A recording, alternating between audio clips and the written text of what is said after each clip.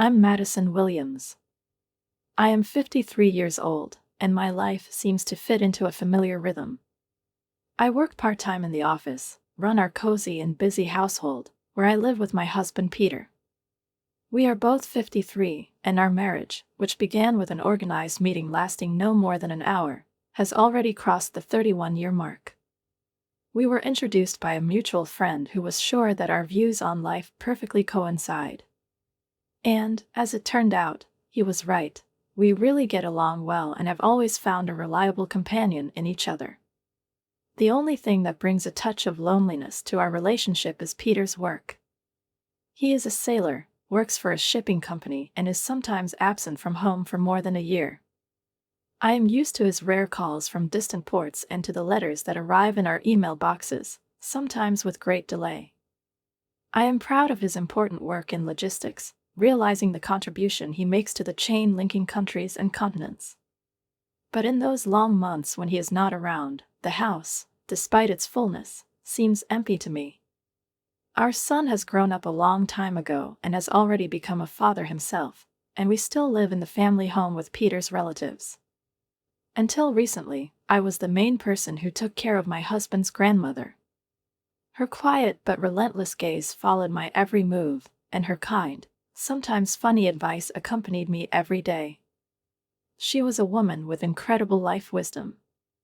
She taught me how to run a household, properly distribute my forces, and see everyday worries not as hardships, but as joy.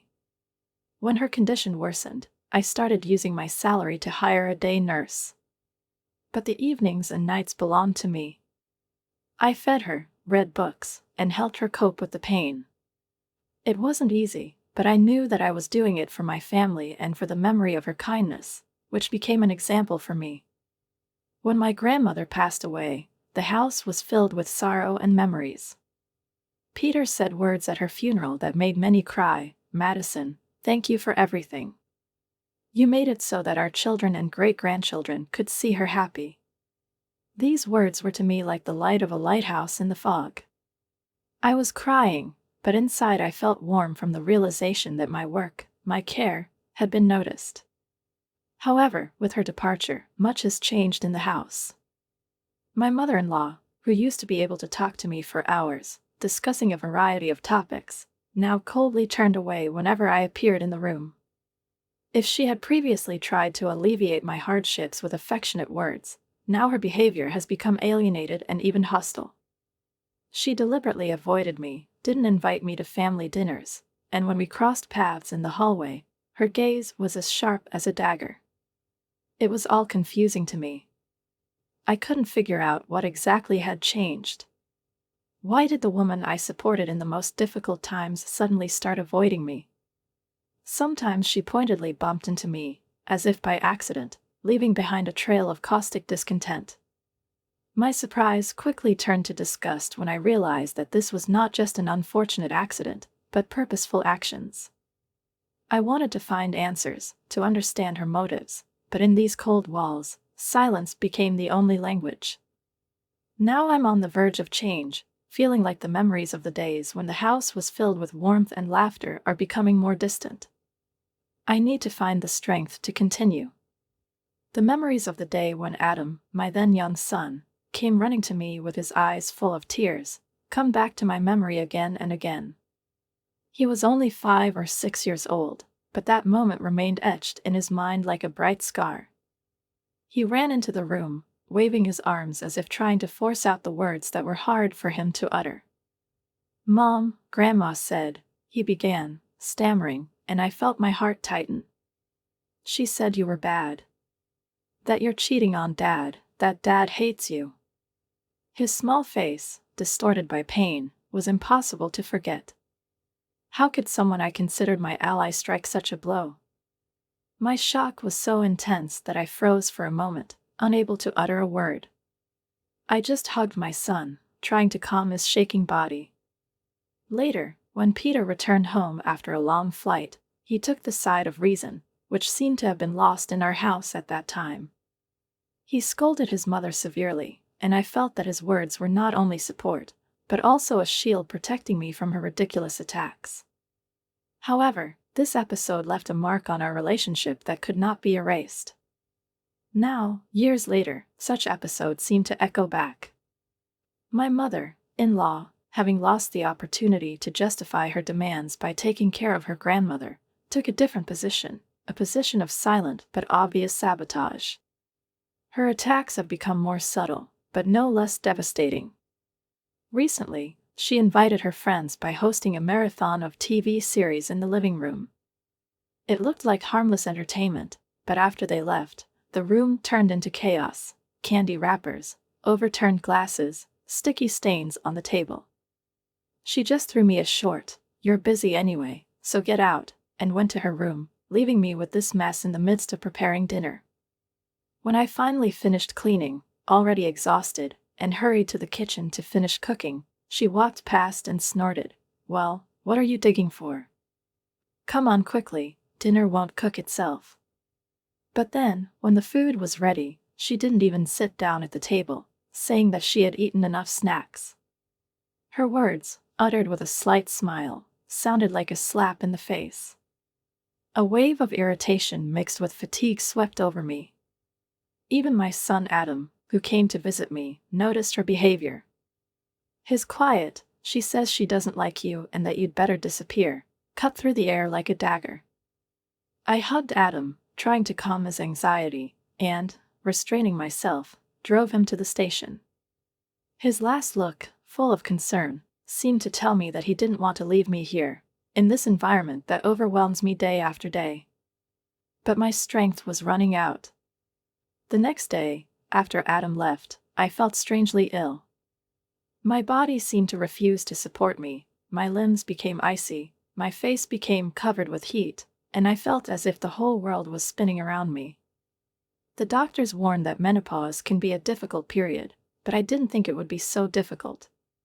By evening, I just went to bed, feeling the weight of the last few days pressing down on me more and more. I was just starting to fall asleep when I heard heavy footsteps outside the door.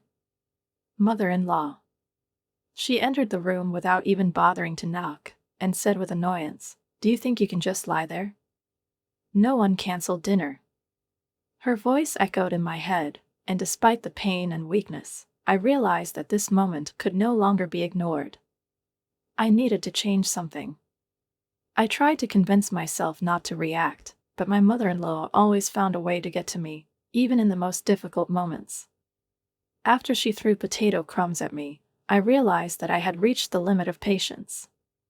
It seemed that her actions were designed to wear me down, so that my every day would be filled with small but caustic humiliations.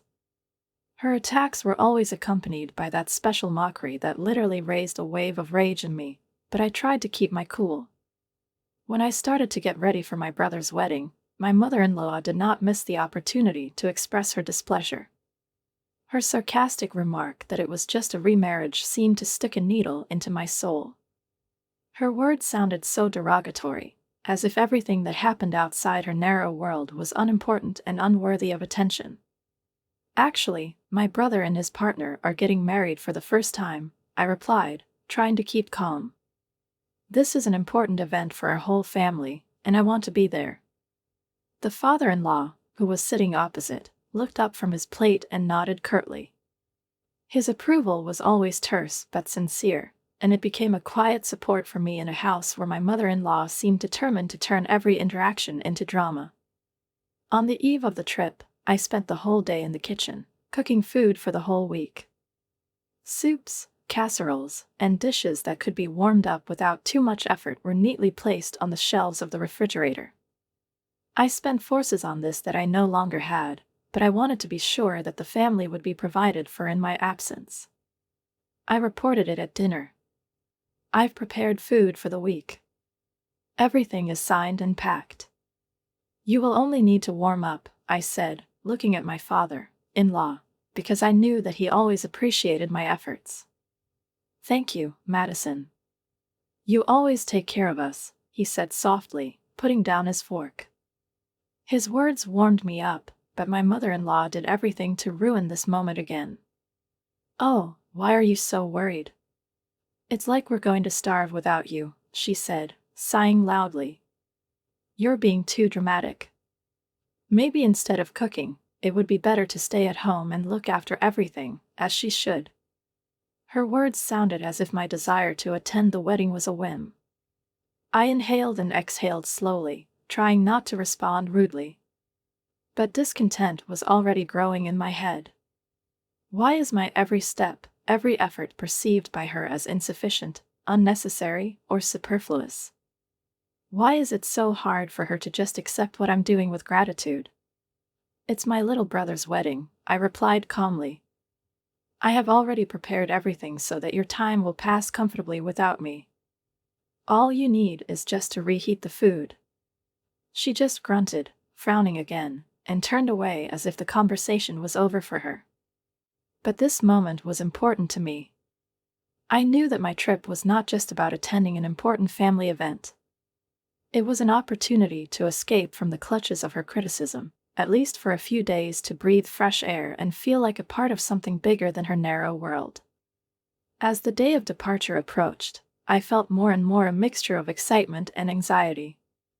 Would Peter, who was still on the flight, be able to understand how exhausted I was? Will he understand how difficult it is for me to stay in this house? Or will he, as before, shrug it off, believing that these are just women's little things? All I knew was that I needed to talk to him. But I postponed this conversation, like a person who does not want to touch an already sore wound. The morning of my departure began with a subtle sense of relief, as if the air in the house had become a little lighter, despite all that I had to endure. The suitcase standing by the front door was packed with such care that I felt ready not just for the wedding, but for something more, for the beginning of a new chapter in my life. But, as always, my mother-in-law couldn't leave me alone. Her mocking voice sounded from the kitchen. "Never come back. And while you're here, why don't you just get a divorce and leave?" She said it with such venom that the words almost echoed against the walls. I stopped for a moment, feeling those words seep into me. But instead of responding with sharpness or resentment, I found a strange calmness in myself that was previously inaccessible to me. "As you wish," I replied in an even tone, even with a slight smile. My voice sounded so calm that I was surprised at my own reaction. Maybe I've been saving up for this moment all this time. I had discussed with Peter beforehand that I would not return to this house after the wedding. We systematically prepared for the changes, although he was still far away, and I had to make some decisions on my own. The mother-in-law did not stop there. She snorted contemptuously, continuing to chew on another snack. Her laughter rang out behind me as I opened the door. "Just do it soon if you're so determined," she said with mock indifference. I left the house, closing the door behind me, and stopped on the threshold. A light wind touched my hair, and the morning sun illuminated the familiar outlines of the house. I looked around, lingering on the walls that were so familiar to me. I have experienced both joys and hardships within these walls. My son grew up here, I took care of Peter's grandmother here, and despite everything, I felt grateful that this house had become a part of my life. But with gratitude came the realization, I can't stay here anymore. Every corner, everything in this house reminded me of those years when I lived as if on the edge of a precipice, trying to please those who did not want to accept me for who I am. Now, dragging my suitcase behind me, I headed for the station. I took my time, allowing myself to enjoy the morning silence. This silence seemed to me a symbol of a new beginning, carefree and light, like the wind playing in the leaves of the trees. My younger brother's wedding was already looming on the horizon, and I was looking forward to meeting my family, who had always been on my side. But deep down, I knew that this journey was only the first step to true freedom. After the wedding, a new home awaits me, a place where I can finally live alone, without ridicule, pressure, and constant struggle. My suitcase was more than I needed for 3 days, because I had already decided, I'm not coming back. This house, with its memories and tribulations, will remain in the past. And ahead of me was a new life in which I could finally become myself. When I met Peter at my younger brother's wedding, it was a meeting I was anxiously anticipating. We had planned it in advance, choosing this day not only because Peter could be sure of his presence, but also because this event, full of joy, was supposed to smooth out the burden of the upcoming conversation. Peter greeted me with a quiet smile that was both warming and devastating.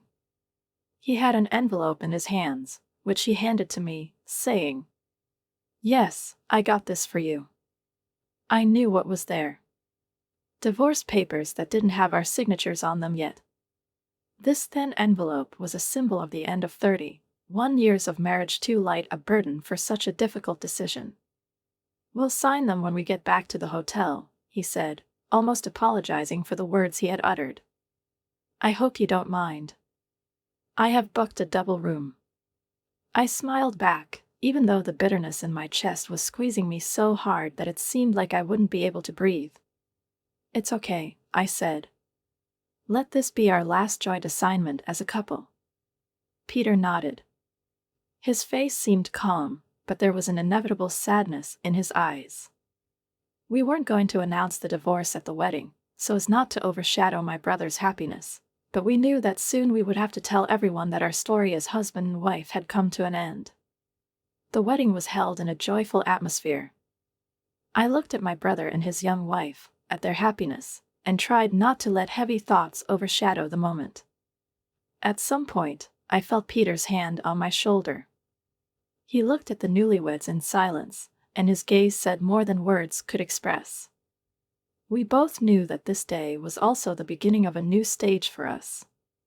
Later at the hotel, when dusk was already gathering outside the window, we sat down at the table and, silently looking at each other, signed the documents. One signature, then another, and that's it. The feeling that these thin sheets of paper could carry such a weight stunned me. Peter took my hand. "Thanks for everything, Madison," he said. There was sincere gratitude in his voice, and it moved me to tears. I squeezed his hand back. "Don't apologize, Peter. You've been a wonderful husband. I hope we can stay good friends." His eyes filled with tears, as did mine. We both knew that this was not the end of our lives, but the beginning of something new, but that didn't make saying goodbye any less painful. The next day, Peter returned home to break the news to his parents. I didn't know how my mother-in-law would react to the divorce, but I'm sure she would be pleased. However, as it turned out, the real drama began with my father-in-law. When Peter mentioned that we were getting divorced, my father-in-law was furious. "How dare you kick out someone who took care of my mother until the very end?" He shouted at his mother-in-law, who looked confused for the first time in many years. "Do you even understand what kind of work she put in? Madison didn't just take care of my mother, she actually ran the whole house while you were sitting idly by." The mother-in-law tried to object, but the father-in-law did not give her a chance. "You don't look like Madison at all," he continued, his voice shaking with indignation. "Madison took care of my mother, of you, of the house, and you. You've always been looking for excuses to do nothing." It was unexpected.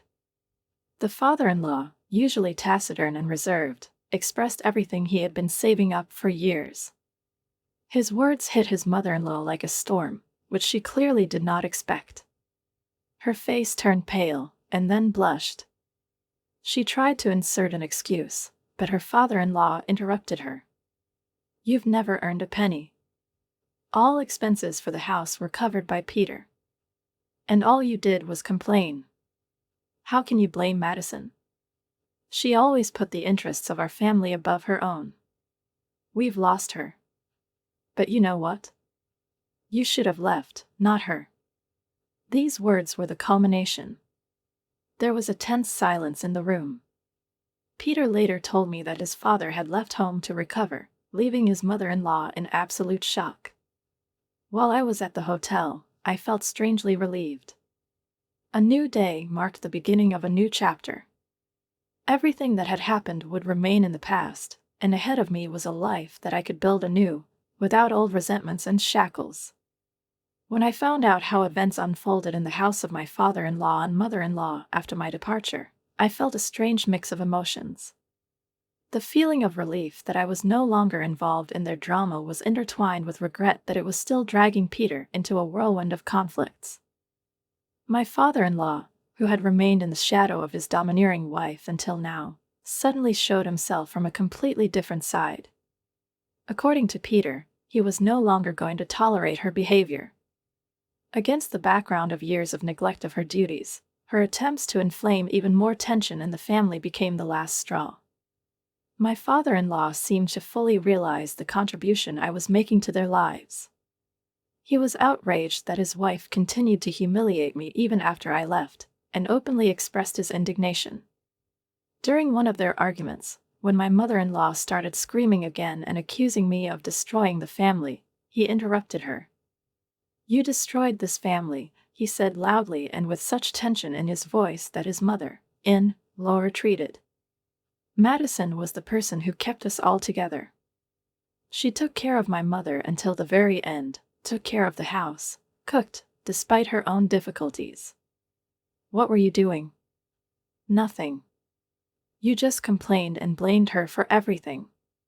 You even tried to turn your son against her. These words, which I heard from Peter later, shocked me. I always thought of my father-in-law as a quiet observer, but it turned out that all this time he saw more than he seemed. The mother-in-law, of course, could not accept this in silence. She screamed, sobbed, and then, in utter desperation, tried to make herself look like a victim. "How can you say that? I'm your wife. You have to support me," she screamed, clutching at her hair in an obvious dramatic gesture. "How can I live alone at this age?" But the father-in-law remained adamant. He literally threw her out of the house, locking the door, and her desperate sobs on the threshold soon attracted the attention of the neighbors. When they called the police, the father-in-law opened the door, but his anger did not disappear. After that, there was a strange silence in the house.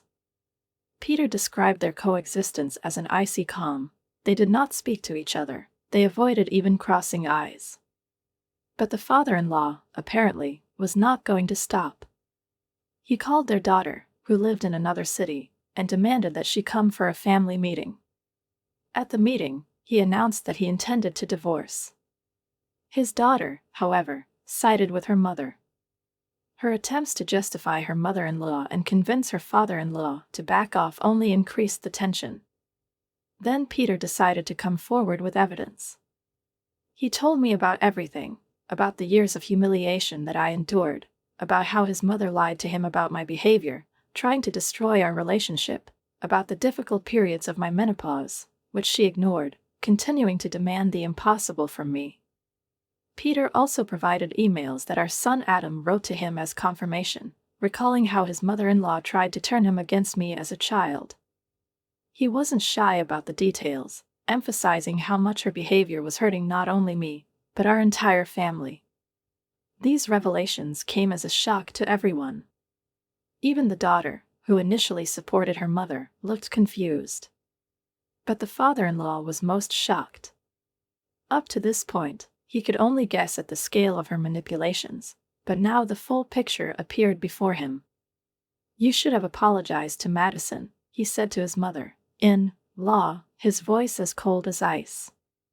"You had a chance to fix everything. But instead, you continued to destroy this family. It's all over now. You're going to be alone, since you wanted to be alone." The mother-in-law tried to object, accusing everyone around of injustice, but her words no longer had any weight. The family no longer believed her. This evening was the final point in a drama that had been playing out for many years. The mother-in-law was left alone, surrounded only by memories of her own intrigues. And I, being in my new home, felt free for the first time in a long time. Peter was sitting across from me in our favorite cafe, with a mug of hot coffee in his hands. I hadn't been here for a long time, and the slight nostalgia from the familiar atmosphere was mixed with the excitement of the conversation we were having. His face looked tired, but there was that familiar glint in his eyes that I've always loved. He was telling me about everything that happened after I left, and I listened in silence, trying not to interrupt. Dad was furious, Peter continued, frowning slightly. But I understand him. He finally said what he should have said a long time ago. Maybe if he had intervened earlier, things would have been different. He took a sip of coffee and sighed, as if relieving himself of a heavy burden. His voice was low, almost apologetic. But it's my fault too. I was far away. I couldn't see what you were going through. I shook my head, smiling softly. Don't be too hard on yourself, Peter. You did what you had to do. Your work is important. You provided for the family, you supported us. This is worthy of respect. My words, as I knew, were not just a consolation. I really admired his dedication. Peter was a sailor, a man who supported not only our family, but also thousands of others, working in the shipping industry. His long absences were a challenge for us, but I always understood how important his contribution was. He smiled slightly, but there was still something subtly sad in his gaze. But I wish I could have protected you from all this. He put the mug down on the table and looked at me as if he was looking for forgiveness in my eyes. I sighed, gathering the thoughts that had been accumulating in my soul for a long time. These were words that I had been putting off for too long, afraid that they would bring pain to both of us. Peter, I began quietly but firmly, I still love and respect you. You've been a wonderful husband, but I just can't be a part of your family anymore. With your parents. I've exhausted all my strength. These words, as if they had been stuck in my chest for many years, finally found a way out. I felt a strange mixture of relief and sadness wash over me. I was afraid to see the pain in his eyes, but instead I saw understanding. He nodded, accepting my words without reproach. I understand, Madison, he said after a short pause. You've done too much for them. And I would never ask more of you. His honesty touched me to the core. We sat in silence for a few seconds until I felt a smile playing at the corners of my lips. It was the first genuine smile in a long time. Peter noticed her and froze, as if startled. You're smiling like the sun just came out from behind the clouds, he said, tilting his head slightly. It's so unexpected, but you're beautiful, Madison. His words sounded so sincere that I felt my heart tremble. He looked at me as if he saw me anew, in a new light. And at that moment, I realized that, despite all the difficulties, our understanding of each other has not disappeared anywhere. And you, Peter, look nicer than ever, I admitted, feeling a slight blush appear on my cheeks. We both laughed. It was a laugh that carried no bitterness or regret. It was the laughter of two people who, despite all the obstacles, still appreciated each other.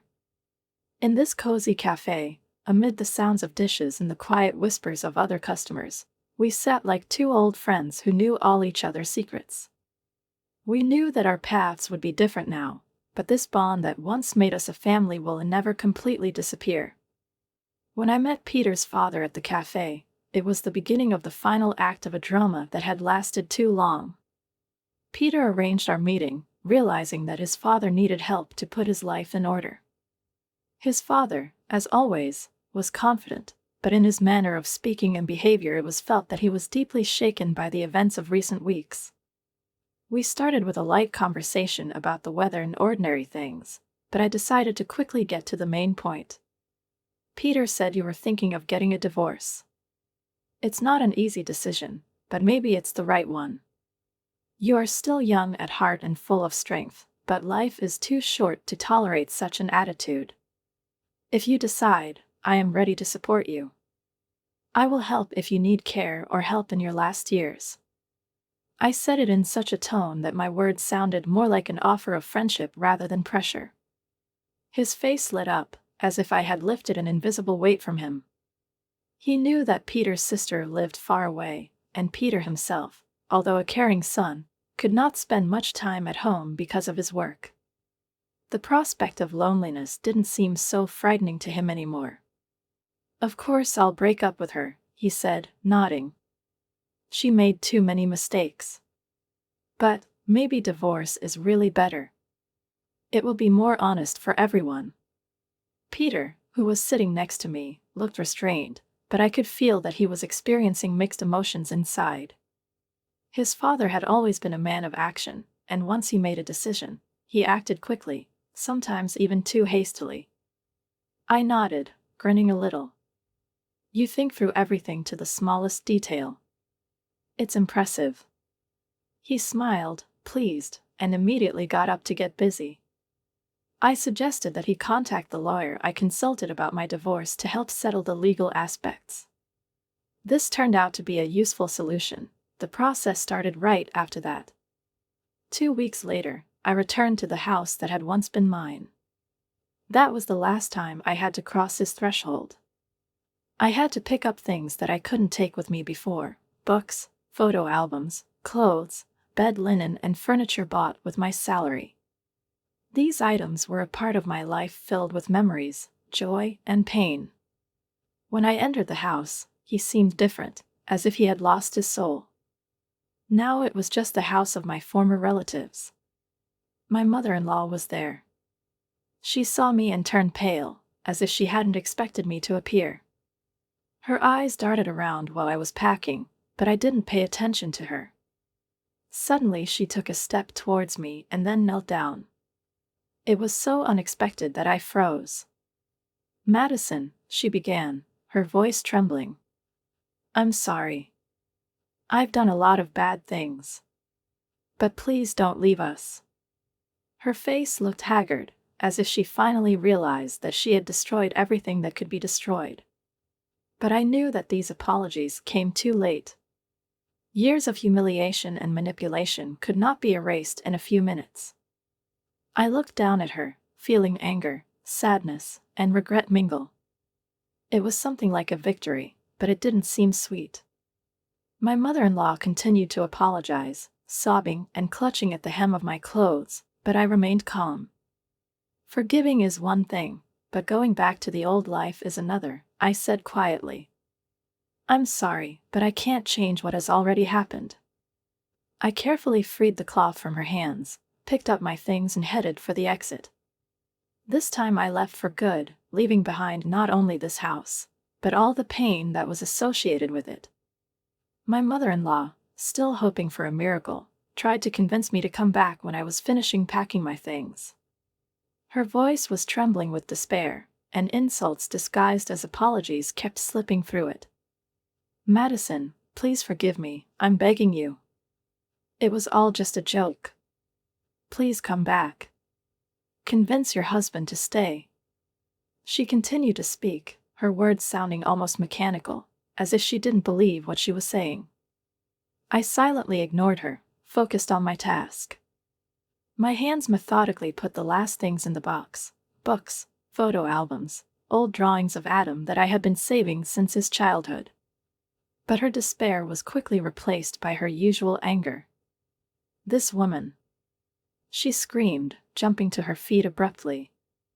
How dare you ignore me when I'm so humble and kind? Ever since you joined our family, it's been nothing but trouble. Go away and die alone, as you deserve.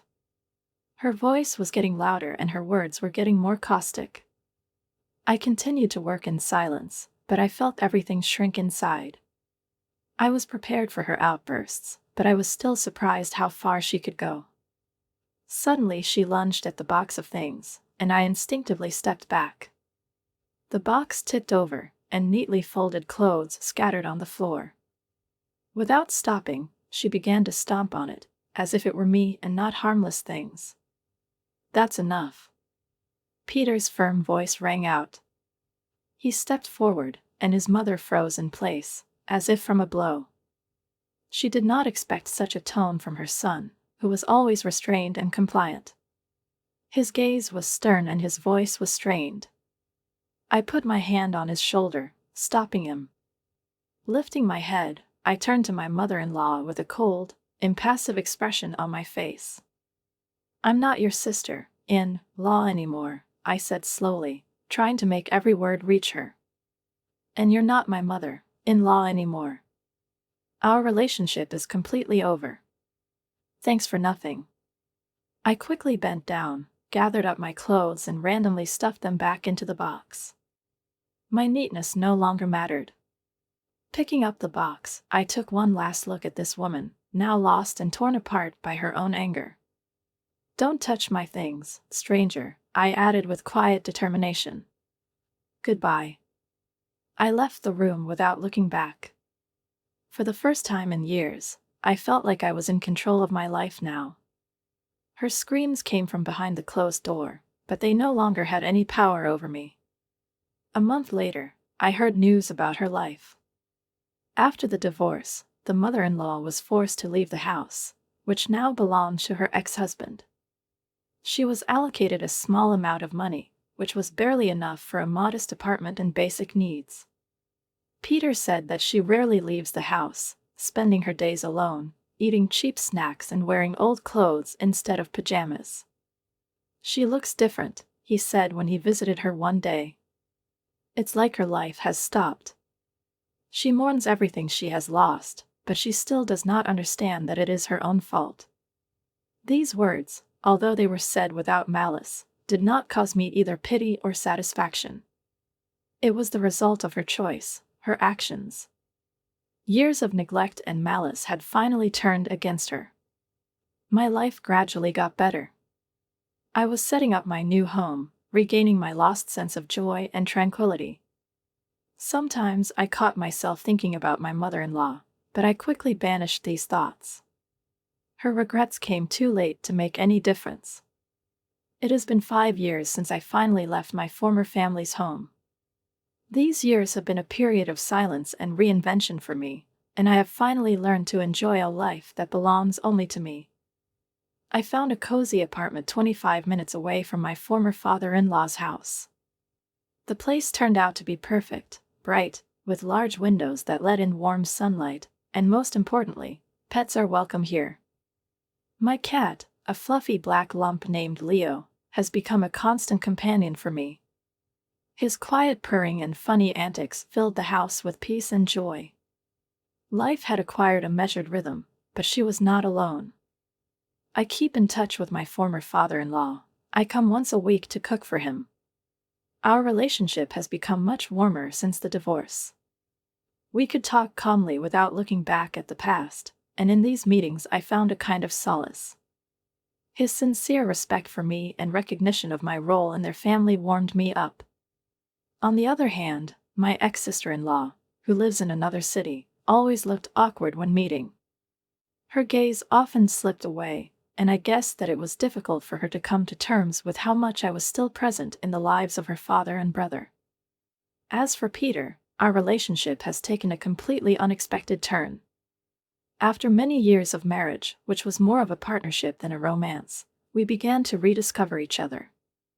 When he returns from sea voyages, we arrange real dates for ourselves. We go to the cinema, visit museums, have dinner in small cozy restaurants.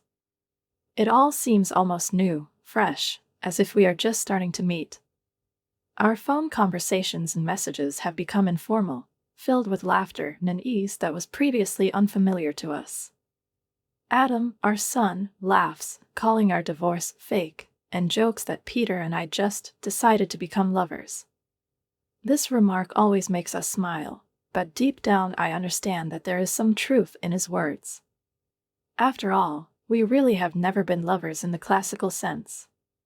Our marriage was arranged, and despite years of respect and partnership, we never experienced that real romantic connection that could have made us closer. But now everything is different. Peter and I even started a joking tradition, which we call that emergency plan, PCT.